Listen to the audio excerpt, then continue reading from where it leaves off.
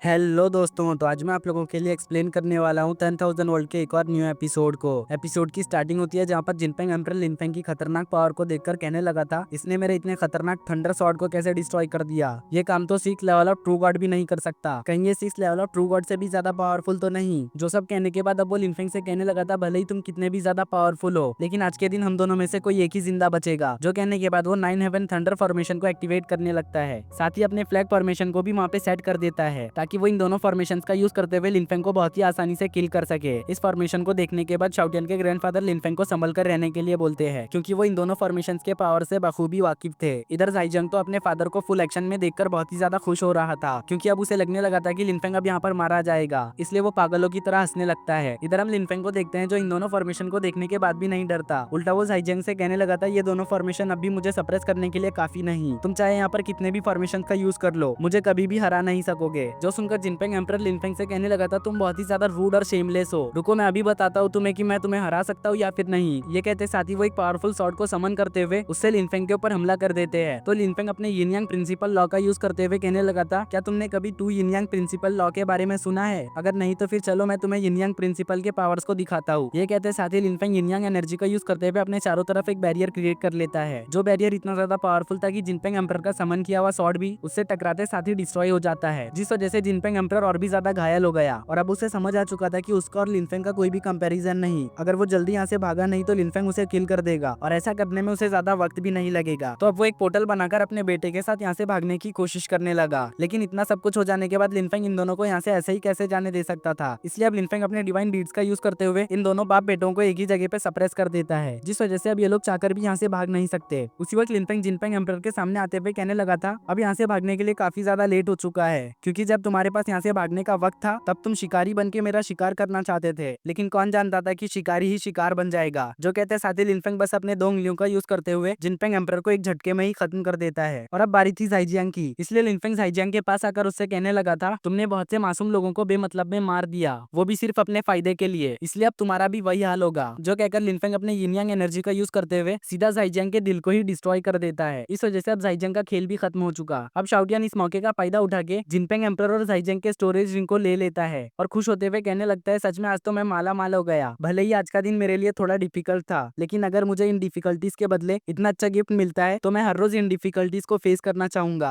वो भी खुशी खुशी। इधर लिनफेंग भी कुछ शाओटियन की तरह ही सोच रहा था। वो जिनपेंग एम्परर के बनाए हुए फ्लैग फॉर्मेशन को देखते हुए कहने लगा था, पहले मुझे उस मिस्टीरियस पर्सन से 9 ट्रू वर्ड थंडर बीड्स मिले, और अब ये ट्रू वर्ड लेवल का फ्लैग फॉर्मेशन। लगता है दिन ब दिन मेरी किस्मत चमकती जा रही है। जो कहकर लिनफेंग उस फ्लैग फॉर्मेशन को अपने पास रख लेता है, जिसके बाद लिनफेंग जिनपेंग एम्परर के बॉडी के अंदर मौजूद थंडर लॉ एनर्जी को एब्जॉर्ब करने लगा था। तो इस मौके का फायदा उठा के थंडर ड्रैगन भी जिनपेंग एम्परर के थंडर लॉ को एब्जॉर्ब करने लगे थे, और लिनफेंग को बातों में उलझाते हुए कहने लगे थे, तुम फिक्र मत करो, इसके बदले तुम्हें फ्यूचर में बहुत ज्यादा फायदा होगा, क्योंकि इस थंडर लॉ को एब्जॉर्ब करने के बाद मेरी कुछ पावर्स रिकवर हो जाएंगी, इसलिए जब भी तुम्हें फाइट में मेरी जरूरत होगी तब मैं आकर तुम्हारी मदद करूंगा, तो तुम अब बेफिक्र रह सकते हो। थंडर ड्रैगन की बातों को सुनकर लिनफेंग मुस्कुराने लगा था, क्योंकि वो जानता था कि थंडर ड्रैगन ये सब बस उसे मस्का मारने के लिए कह रहे हैं। अब थंडर ड्रैगन बातों ही बातों में थंडर एनर्जी को पूरी तरह एब्जॉर्ब कर लेते हैं, जिसके बाद वो लिनफेंग को इनकरेज करते हुए कहने लगे थे, तुम फिक्र मत करो, जब तुम्हारे ऊपर से ये कल्टीवेशन सील हट जाएगा तब तुम directly he 9th level of virtual God Jhelum पर पहुंच जाओगे। हो सकता है कि तुम्हारी क्वालिफिकेशन की वजह से तुम half step of true God level पर भी पहुंच जाओ। थंडर ड्रैगन की मीठी मीठी बातों को सुनकर लिनफेंग थोड़ा सा शर्माने लगा, इसलिए वो थंडर ड्रैगन का शुक्रिया अदा करते हुए कहने लगा था, सीनियर आपका शुक्रिया मुझे इनकरेज करने के लिए। तभी शाओटियन लिनफेंग से सवाल करते हुए कहने लगा था, मास्टर अब हम कहाँ जाएंगे? जिस पर लिनफेंग जवाब देता है कि अब हमारा अगला टारगेट पूरा जिनपेंग क्लैन है, इसलिए अब हम वहीं पर जाएंगे, क्योंकि उन लोगों ने सालों से लोगों को लूटते हुए काफी कुछ जमा कर लिया है, इस वजह से अब उन्हें इसका हिसाब देना होगा। उसके ये कहते ही हमारा सीन शिफ्ट होकर जिनपेंग क्लैन पर आता है, जहाँ पर एक एल्डर लीडर पोजीशन पर बैठा हुआ था, और उसी के सामने जाइजियांग का बेटा यानी कि जिनपेंग क्लैन का यंग मास्टर खड़ा हुआ था, और ये दोनों आपस में डिस्कस कर रहे थे कि कैसे अब इनके क्लैन के 2 पावरफुल वॉरियर्स मारे जा चुके हैं, इसलिए अब इनके क्लैन में कोई भी पावरफुल कल्टीवेटर नहीं रहा जो कि इनके क्लैन को प्रोटेक्ट कर सके या फिर अपने 2 इंपॉर्टेंट लोगों की मौत का बदला ले सके। जिसपे जाइजियांग का बेटा कहने लगा था, डीमन डोमेन में बहुत सारे ट्रू गॉड लेवल के कल्टीवेटर्स है जो कि लिनफेंग से भी ज्यादा पावरफुल होंगे, इसलिए हम उन्हें क्यों नहीं इनवाइट करते। तो वो एल्डर कहने लगता है, तुम कह तो बिल्कुल सही रहे हो, लेकिन इसमें एक मसला है। दरअसल वो पावरफुल लोग हमारे क्लैन से फ्रेंडली नहीं, इस वजह से वो लोग हमारी बिल्कुल भी मदद नहीं करेंगे। अभी वो यहाँ पे कह ही रहा था कि तभी एक सोल्जर भागते हुए आकर उन्हें बताने लगा था कि बाहर की तरफ लिनफेंग और उसके साथी आ गए हैं। जो सुनते ही जाइजियांग का बेटा बहुत ही ज्यादा घबरा गया, लेकिन ये एल्डर ये खबर सुनते ही तुरंत ही गुस्से में बाहर आ जाता है। जहाँ पे आते साथ ही उसे अपने सामने लिनफेंग और बाकी के लोग दिखाई देते हैं, इसलिए वो गुस्से में उन्हें देखने लगा। तभी शाओटियन उस एल्डर से कहने लगा था तुम लोग बहुत ही ज्यादा घटिया हो, तुम लोगों ने हमें मारने के लिए कानपेंग सीक्रेट रियलम में ट्रैप बिछा कर रखा हुआ था, इसलिए अब तुम्हें उसका एक्सप्लेनेशन देना होगा। जो सुनकर ये एल्डर समझ चुका था कि ये मामला इतनी आसानी से नहीं सुलटने वाला, इसलिए वो अपने सोल्जर को ऑर्डर देता है कि वो तुरंत ही यंग मास्टर को यहाँ से लेकर निकल जाए, तब तक वो इन्हें यहाँ पर रोक कर रखने की कोशिश करेगा। अभी एल्डर लिनफेंग और बाकियों को इज्जत में ग्रीट करते हुए कहने लगा था, मुझे नहीं पता कि आप क्या कह रहे हो, लेकिन जहाँ तक मैं जानता हूँ आप लोगों के ही हाथों मेरे मास्टर्स मारे जा चुके हैं, इस वजह से मुझे लगता है कि अब ये मामला यहीं पर खत्म हो जाना चाहिए। जो सुनते ही शाओटियन के ग्रैंडफादर इस एल्डर के ऊपर अपना प्रेशर डालते हुए कहने लगे थे, तुम्हारा क्लैन गैर कानूनी तरीके से बहुत सारे लोगों को लूट चुका है, इस वजह से अब मैं जो कहने जा रहा हूँ वो गौर से सुनो। अगर तुमने हमारी बात नहीं मानी तो फिर जिनपेंग क्लैन का डीमन डोमेन से नामो निशान ही मिट जाएगा। अगर तुम चाहते हो कि ऐसा ना हो तो फिर तुम हमें अपने ट्रेजर हाउस और फॉरबिडन एरिया में लेकर चलो। अभी उनका ये कहना ही था कि तभी लिनफेंग इस एल्डर के सामने आ जाता है और शाओटियन से कहता है कि चलो अब ये वक्त तुम्हारा है कि तुम अपने जलवे दिखाओ। जो सुनते ही शाओटियन हीरोइक तरीके से इस एल्डर के मुंह पे एक किक झड़ देता है, जिस वजह से एल्डर पीछे जाकर गिर जाता है। अब शाओटियन की इस हरकत से इस एल्डर को काफी ज्यादा गुस्सा आ रहा था, लेकिन अब वो कर भी क्या सकता था। अगर वो यहाँ पे लड़ने की कोशिश करेगा तो बेशक वो यहाँ पर मारा जाएगा, जो बात वो बखूबी जानता था। इसलिए अब वो हार मानते हुए सभी लोगों को अपने ट्रेजर हाउस और फॉरबिडन एरिया में वेलकम करता है, लेकिन जाते जाते शाओटियन इस एल्डर को अपने मुक्कों से डरा जाता है। अब हमारा सीन शिफ्ट होकर ट्रेजर हाउस में आता है, जहाँ पर शाओटियन अपने टैलेंट का मुजाहिरा कर रहा था। वो बहुत ही तेजी से ट्रेजर हाउस को खाली करता जा रहा था, जो देख के तो इस एल्डर को शाओटियन को मारने का दिल कर रहा था, लेकिन वहीं पे शाओटियन को इन सब चीजों से बिल्कुल भी फर्क नहीं पड़ रहा था। वो तो इन सभी ट्रेजर्स को हासिल करके बहुत ही ज्यादा खुश था। अब शाओटियन और लिनफेंग इस ट्रेजर हाउस को पूरी तरह से खाली करने के बाद फॉरबिडन एरिया को खाली करने जाने लगे थे, जो देख के तो पीछे की तरफ ये एल्डर बहुत ही ज्यादा गुस्सा हो रहा था। वो कहने लगा था, तुम लोग बस देखते जाओ आगे तुम्हारे साथ क्या होता है, तुम लोगों ने मेरे ट्रेजर हाउस को लूट कर बिल्कुल भी अच्छा नहीं किया, तुम्हें इसका हिसाब चुकाना होगा। जो कहने के बाद वो लिनफेंग और बाकियों को अपने फॉरबिडन एरिया में लेकर आ जाता है, जहाँ पर वो लिनफेंग को इस जगह के बारे में बताते हुए कहने लगा था, ये जगह हमारे क्लैन की सबसे सीक्रेट और प्रीसियस जगह है, क्योंकि इस जगह पर हमारे क्लैन का अल्टीमेट हेरिटेज मौजूद है। अब वो लिनफेंग को अपने क्लैन के अल्टीमेट हेरिटेज के बारे में बताते हुए कहने लगा था, मैं जिस अल्टीमेट हेरिटेज की बात कर रहा हूँ वो आपके सामने मौजूद ये सुप्रीम सॉर्ड है। जब से इस सॉर्ड को यहाँ पर रखा गया है तब से लेकर अब तक कई हजार साल बीत चुके हैं, लेकिन अब तक कोई भी इस सॉर्ड को कंट्रोल नहीं कर पाया, क्योंकि ये सॉर्ड 9th level of true God जिलम का है और इस सॉर्ड को हम लोग पेंटम बुलाते हैं। इस डिवाइन सुप्रीम सॉर्ड को देखने के बाद लिनफेंग भी थोड़ा सा यहाँ पर खुश हो गया। वो कहने लगा, आप जाकर यहाँ पर मुझे कुछ काम की चीज मिली है। अभी लिनफेंग ये कह ही रहा था कि तभी हम इस एल्डर को देखते हैं जो चुपके से यहाँ से कटने की कोशिश कर रहा था। इस एल्डर को यहाँ से चुपके से निकलते हुए शाओटियन देख लेता है, इसलिए वो अचानक से उसके पीछे आ गया। अब शाओटियन को अचानक से अपने पीछे देखकर ये एल्डर काफी ज्यादा घबरा गया, तो शाओटियन उससे सवाल करते हुए कहने लगा, आखिर तुम यहाँ से कहाँ जाने की कोशिश कर रहे हो। जिस पर वो हिचकिचाते हुए शाओटियन को जवाब देता है कि मैं यहाँ से कहीं भी जाने की कोशिश नहीं कर रहा, दरअसल अब मैं बूढ़ा हो चुका हूँ, इस वजह से मेरी इन बूढ़ी हड्डियों में इस सॉर्ड के डिवाइन पावर को झेलने की क्षमता नहीं, तो वह इसमें थोड़ा सा एहतियात बरत रहा था। जो सुनकर शाओटियन लिनफेंग के पास पहुंच जाता है। अब लिनफेंग शाओटियन से यहीं पर रुककर उसका इंतजार करने को बोल के सॉर्ड प्लेटफॉर्म पर आ जाता है। जैसे ही लिनफेंग सॉर्ड प्लेटफॉर्म पर आता है तो इस डिवाइन सुप्रीम सॉर्ड से एक गोल्डन ईगल बीस्ट निकलकर सीधा लिनफेंग के ऊपर हमला करने को बढ़ता है, बट लिनफेंग अपने हाथ के एक झटके से ही इस गोल्डन ईगल स्पिरिट बीस्ट को डिस्ट्रॉय कर देता है। लेकिन मामला यहीं पर नहीं थमता, क्योंकि उसी वक्त लिनफेंग के चारों तरफ डार्क ऑरा इकट्ठा होने लगा था, जो कि लिनफेंग को एक ही जगह पर स्टक कर देता है। इस डार्क ऑरा को देखकर लिनफेंग बिल्कुल भी नहीं घबराता, ऐसा लग रहा था कि जैसे लिनफेंग इस डार्क ऑरा को पहचानता हो। लिनफेंग को एक ही जगह पर खड़े देखकर शाओटियन को लिनफेंग की फिक्र होने लगी, इसलिए वो कहने लगा, आखिर मास्टर यहाँ पर खड़े होकर क्या कर रहे हैं, वो इस सॉर्ड को ले क्यों नहीं लेते, आखिर मास्टर को हो क्या गया है, मुझे तो कुछ समझ ही नहीं आ रहा है कि मास्टर करना क्या चाहते हैं। वो भी यहाँ पे ये कह ही रहा था कि तभी शाओटियन के पेरेंट्स के ऊपर एक फॉर्मेशन एक्टिवेट हो जाता है, जो कि शाओटियन के पेरेंट्स को इस फॉर्मेशन में कैद कर देता है, और इस फॉर्मेशन को एक्टिवेट करने वाला और कोई नहीं बल्कि जिनपेंग क्लैन का एल्डर था। दरअसल शुरुआत से ही उसका यही प्लान था, इसी वजह से तो वो इतनी आसानी से इन लोगों को अपने ट्रेजर हाउस और फॉरबिडन एरिया में लेकर आने के लिए मान गया। अभी एल्डर शाओटियन के पेरेंट्स के ऊपर काफी सारे सॉर्ड से हमला कर देता है, जिसको कि वक्त रहते ही शाओटियन के ग्रैंडफादर ब्लॉक कर लेते हैं। इस वजह से किसी को भी कुछ भी नहीं होता। अब शाओटियन के फादर इस एल्डर से कहने लगे, आखिर तुम ये क्या कर रहे हो, अगर तुम्हें मरना नहीं है तो जल्दी से इस फॉर्मेशन को डीएक्टिवेट करो। तो ये एल्डर शाओटियन के फादर को जवाब देता है, मरना मुझे नहीं तुम्हें है, इसलिए अच्छे से अपने लास्ट मोमेंट को एंजॉय कर लो, कहीं ऐसा ना हो कि मरने के बाद पछतावा रह जाए। जो कहने के बाद ये एल्डर अपने पावर्स का यूज करते हुए इस जगह पे एक गोल्डन ईगल को समन कर लेता है, जिस गोल्डन ईगल को देखकर खुद शाओटियन के ग्रैंडफादर भी काफी ज्यादा शॉक हो गए थे, क्योंकि इसके अंदर से जो पावर निकल रही थी वो सच में काबिले तारीफ थी। और इसी खतरनाक सीन के साथ हमारा ये एपिसोड यहीं पर एंड हो जाता है।